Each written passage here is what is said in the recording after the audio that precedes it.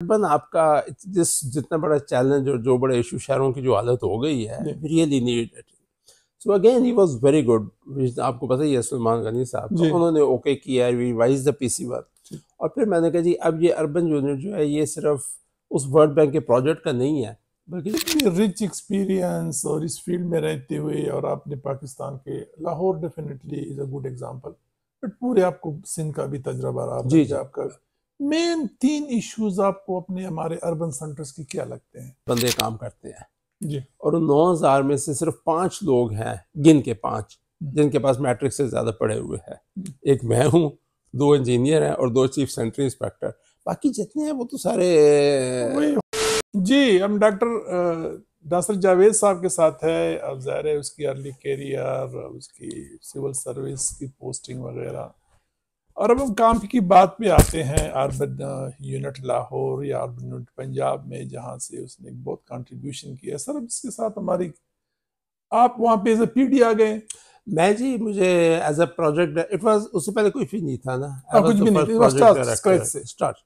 तो वो मुझे जब उन्होंने प्रोजेक्ट डायरेक्टर नॉमिनेट किया, तो मैंने जब उसका वो देखा बना हुआ पीसी1 जो होता है, तो वो बिल्कुल टिपिकल पीसी1 बना वो हुआ था, जैसे कंप्यूटर में कहीं पड़ा होता है, बस वही फिगर्स करके एक डीजी होगा और 5-6 डेप्टी डायरेक्टर, असिस्टेंट डायरेक्टर। तो वो मैंने देखा, तो मैंने कहा ये तो मतलब है कि सारे ही डायरेक्टर हैं, तो एक्टर कौन है? वो एक्टर भी तो होना चाहिए डायरेक्टर। तो मैंने उस सारे पीसी1 को, चेयरमैन सलमान गनी थे जी, hats off to him, he was a great chairman. हाँ, केपी में भी रहे जी, केपी में सेक्रेटरी रहे थे। तो वो उन्होंने कहा जी यू मेक योर ओन पीसी1। तो मैंने जो पीसी1 बनाया उसमें मैंने ये तमाम डेप्टी असिस्टेंट ख़त्म कर दिए। मैंने कहा जी एक सिर्फ डायरेक्टर मैं ही हूँगा, और बाकी जितने प्रोजेक्ट डायरेक्टर बेसिकली मैं हूँगा, और बाकी जितने होंगे वो स्पेशलिस्ट होंगे, और स्पेशलिस्ट होंगे या रिसर्च एनालिस्ट या रिसर्च असिस्टेंट। बाकी कोई ये जो 40 नायब कासिद होते हैं और ड्राइवर और गाड़ियाँ और ये, मैंने कहा कुछ भी नहीं होगा। इसका बिल्कुल मैंने मॉडर्न यूनिट बनाया कि जी जिसमें हर बंदा अपनी फ़ोटो कापी भी खुद करेगा, फ़ोन कॉल, कोई पीएसए नहीं थे, कोई घंटी नहीं है मेरे ऑफिस में, अभी तक घंटी नहीं थी। अच्छा। No bell and any of with anyone.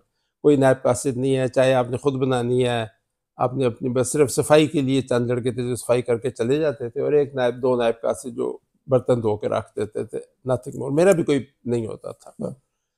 तो ये स्ट्रक्चर बनाया, तो उसमें मैंने कहा फिर ऑफिस भी नहीं होंगे, ऑब्वियसली ये कमरे शमरे तो कोई नहीं होंगे, तो सारे हमने वो केबिन्स बना दिए।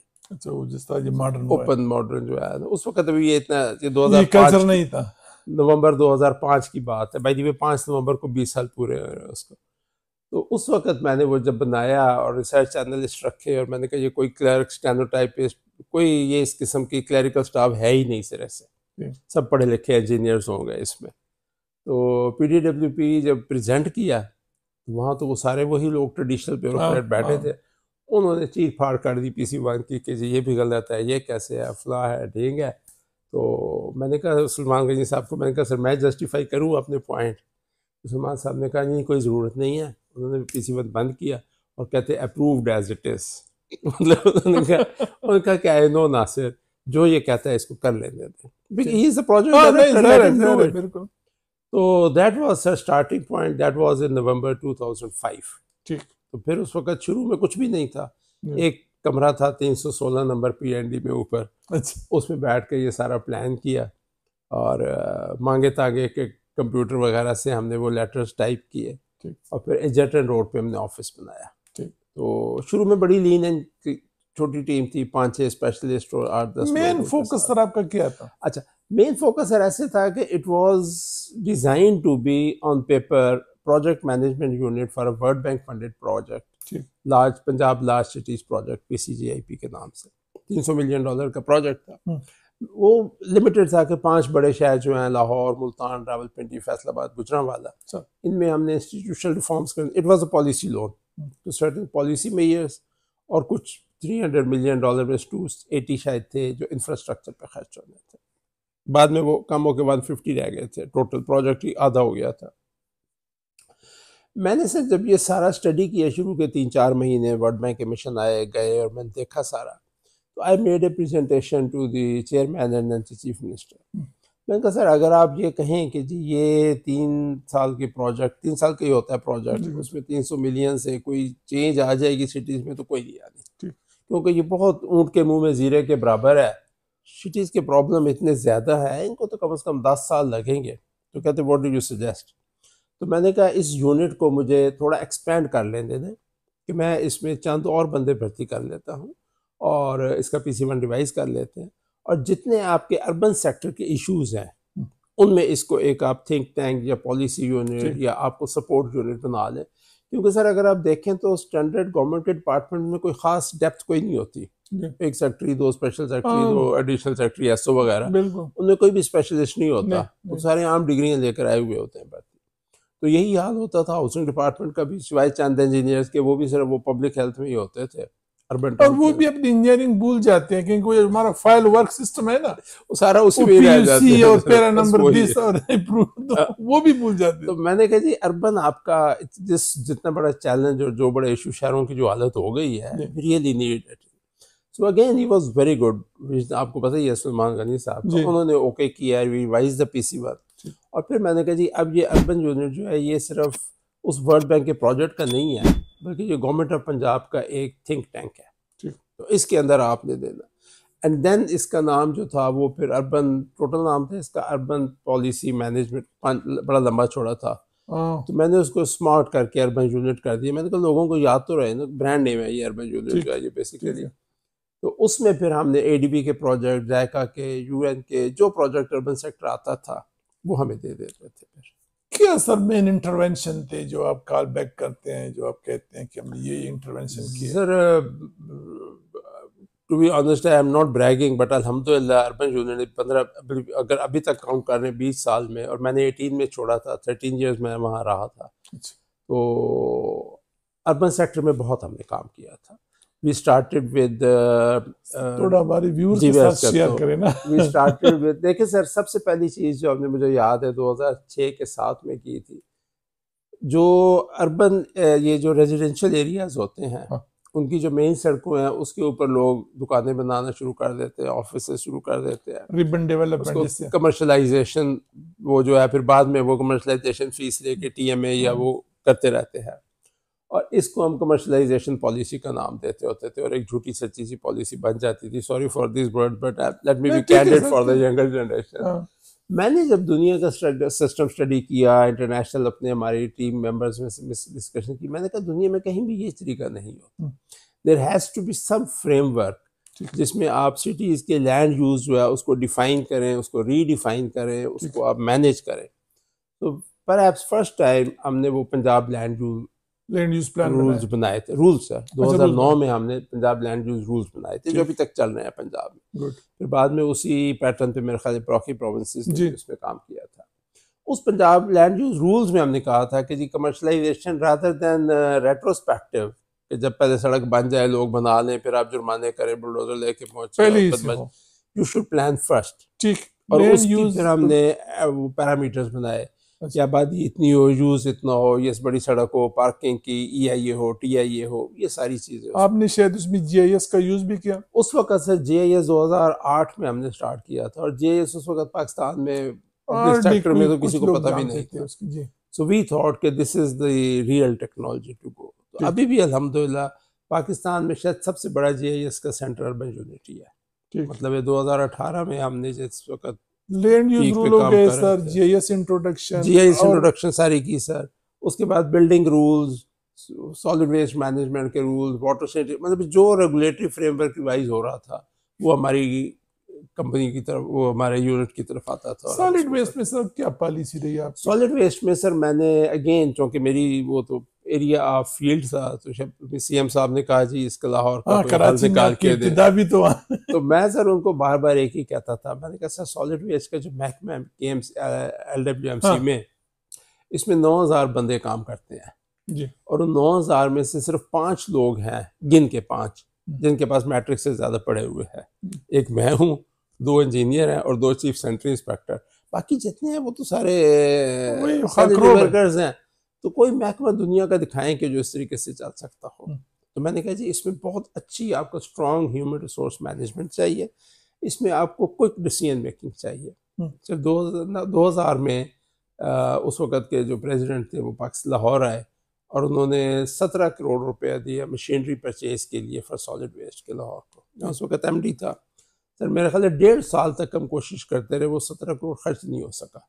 इससे अप्रूवल लो, उससे अप्रूवल लो, फाइल जाती थी, वापस आती थी, टेंडर होता था, इतनी देर में कीमत बढ़ गई, अब रिवाइज करना शुरू कर दें, फिर ये अप्रूवल रह गई है, इस टेंडर में 4। मैंने कहा इसी कैसे जो है सिविल जो अर्बन सर्विसेज है वो तो नहीं चल सकती, लेट इट बी रिवाइज। ठीक। तो मैंने कहा था कि उनसे कि मैंने सिंगापुर में देखा है, ब्राज़ील में देखा है, टर्की में देखा है, चाइना में देखा है, they all have companies, public sector companies for solid waste management and urban services, जो कि डायरेक्टली काउंसलर के डे टू डे निगरानी की जरूरत ना पड़े। ये काउंसलर का काम नहीं है कि खड़े हो गए हाजिरी लगा रहा हो सेंट्री वर्कर्स की, आज तो उनका ये पसंदीदा काम होता है। तो उसने कहा जी क्या करें, मैंने कहा सर लाहौर में भी एक कंपनी बना दें। तो then we developed that Lahore waste management company. मैं उसका आइडिया भी मेरा था अल्हम्दुलिल्लाह, उसके बोर्ड का फर्स्ट चेयरमैन भी मैं ही था। और फिर हमने लाहौर LWMC बनाई। फिर उसने कहा अब ये LWMC हमने तकरीबन कोई मेरा ख्याल 50-60 प्रोफेशनल्स भर्ती किए, जिसमें बहुत सारे इंजीनियर्स थे, कम्युनिकेशन के, लीगल एक्सपर्ट, एनवायरनमेंट के एक्सपर्ट, वो सारे उसमें आए, कॉन्ट्रैक्ट मैनेजमेंट के। फिर हमने कहा जी one time injection of technical expertise के लिए किसी एक इंटरनेशनल कंपनी से हम बात करते हैं। तो पहले हमने ईरान से कोशिश की, फिर चाइना से, फिर अल्टीमेटली टर्की से, बल्कि बीच में एक आध शायद और कंट्री भी गए थे। टर्की से फिर हमारा एग्रीमेंट हुआ और टर्किश कंपनीज को हमने 2012 में फर्स्ट टेंडर आउट करके कॉन्ट्रैक्ट। सर इतनी रिच एक्सपीरियंस और इस फील्ड में रहते हुए, और आपने पाकिस्तान के Lahore definitely is a good example, but पूरे आपको सिंध का भी तजर्बा रहा, जी आपका मेन 3 इश्यूज आपको अपने हमारे अर्बन सेंटर्स की क्या लगते हैं? सर अर्बन सेंटर्स के मेन इश्यूज में से सबसे पहला इशू जो है ना, वो तो ये है कि सब 3 अगर आप कहें तो सबसे पहला हमारा पिछले कम से कम 20-25 साल से मैं देख रहा हूँ, एक माइंड सेट का इशू बहुत सीरियस है। Sir senior most level of political leadership and bureaucratic, उनके जहन में है कि शायद अर्बनाइजेशन को बुरी चीज़ है। मतलब पिछले साल तक मैंने ये बयानात सुने हैं कि जी अर्बनाइजेशन को कंट्रोल करेंगे, अर्बन माइग्रेशन और इंटीग्रेटेड रूरल डेवलपमेंट करेंगे और गांव में घर की सतह पर पहुंचाएंगे फैसिलिटी। सर ये दिस इज गलत, sorry for the use of the word, it is non starter if not nonsense. Sir दुनिया का कोई मुल्क नहीं है जो 60 to 65% अर्बन से कम हो और वो डेवलप्ड कंट्री हो। आप गूगल करके देख लीजिए, मुझे आज तक कोई। सर आपकी थोड़ी सी वो करता हूँ मैं, एक बलूचिस्तान से एक बड़े सीनियर मिनिस्टर भी रहे और बड़े आजकल भी आए पोजीशन में, उसने मुझे कहा बलूचिस्तान के मसाइल का हल सिर्फ अर्बन यूनिट डेवलपमेंट करना है, क्योंकि इतनी स्कैटर्ड आबादी है, वहां तक आप बेसिक नीड्स पहुंचा ही नहीं सकते, सिर्फ इतना कास्ट आता है। इनको अगर आप यूनिट बनाए, वहां से माइग्रेट करके उनको एजुकेशन दे, हेल्थ दे, कहते हैं that is the only solution. Sir अभी भी शायद कहीं कागजात पड़े हो या मेरे लैपटॉप पे भी, जिस वक्त CPEC स्टार्ट हुआ था ना, उस वक्त मैंने एक बड़ा कॉम्प्रिहेंसिव GIS मैपिंग करके बलूचिस्तान के लिए प्लान बना के दिया था कि CPEC रूट के अलॉन्ग ये सेंटर इस वक्त छोटे छोटे टाउन सेंटर्स हैं जिनको आप इस लेवल पे डेवलप कर लें कि ये इर्द गिर्द की सारी आबादी इधर माइग्रेट हो जाए या एटलीस्ट इसके इकोनॉमिक बेनिफिट्स वहाँ तक पहुँचना शुरू हो जाए। तो मुझे याद है एक प्रेजेंटेशन है, उसमें लिखा हुआ था कि अगर हमने ये काम ना किए CPEC रूट के अलॉन्ग, तो हम सिर्फ जो है वो टायर पंक्चर लगाएंगे इसके अलॉन्ग दूसरे इंटरनेशनल ट्रकों को और कढ़ाई बेचेंगे, हम इकोनॉमिक डेवलपमेंट नहीं कर सकते। तो एक तो सर माइंड सेट या जो हमारा टिपिकल अर्बन टू रूरल वाला फार्मूला है, very wrong. We must promote urbanisation. दूसरा सर इंस्टीट्यूशनल कैपेसिटी। हमारे सर जितने ये इदारे हैं ना, चाहे वो मैं बड़े नाम ही ले लेता हूँ, लाहौर का टीपा है, कराची का LDA है, ये सर वो खोखे हैं जो मर्सिडीज़ के ऊपर लेबल लगा कर हमने गराज में खड़े कर दिए हैं, अंदर इंजन इनके मेरान के 84 के या शायद CD70 के। Unless you have the technical expertise. देखें सर लाहौर शहर का हमने बेड़ा गर्क कर लिया इस वक्त, ठीक है सर। हमारे आज से 70s में मुझे एक जापानी और एक चाइनीज़ 2 मिले थे, उस वक्त 90 साल के थे, कहते जी हम 60s में पाकिस्तान आते थे देखने के लाहौर एंड कराची कितने अच्छे सिटीज़ मैनेज हो रहे हैं, और हमारी ख्वाहिश होती थी कि बीजिंग भी इतना साफ सुथरा, इतना अच्छा हो जाए। जस्ट इमेजिन कि हमने कितनी कहाँ से कहाँ वापस पहुंच गए हैं।